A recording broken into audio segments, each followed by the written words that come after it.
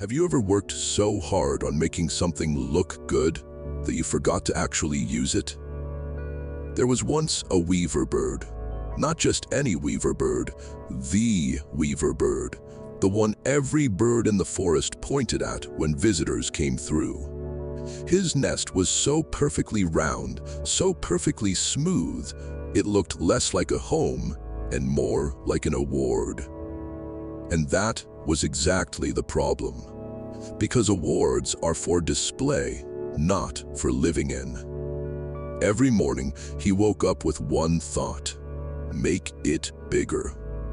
He added a second layer on the outside, then a third.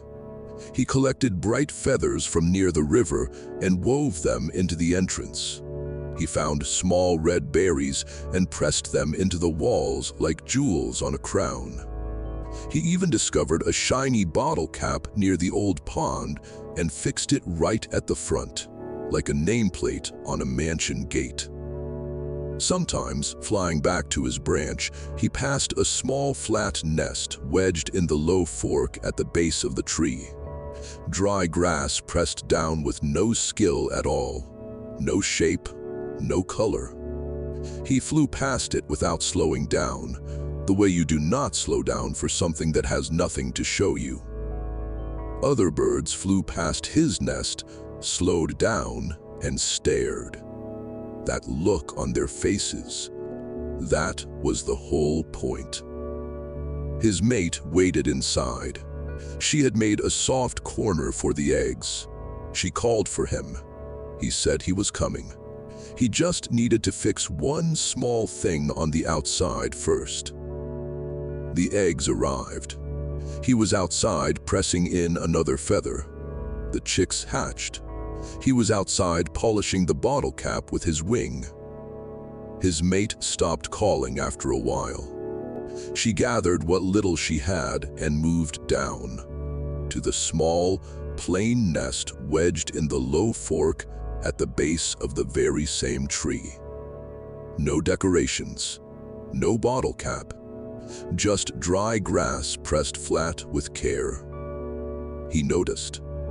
He added another layer to the outside. By the fourth week after his mate left, the nest was 4 times its original size. A fresh group of birds arrived that afternoon, circling it the way you circle a building you will never enter. He sat on a branch nearby and watched them watch his work. His chest was full to bursting. Then the branch made a sound, a long, low crack. The kind that starts small and does not stop. Below, his mate heard it. She gathered the 3 chicks quickly and moved them to a hollow in the tree across the path. She had been listening to that sound for 2 days. The nest was enormous. The branch was just a branch.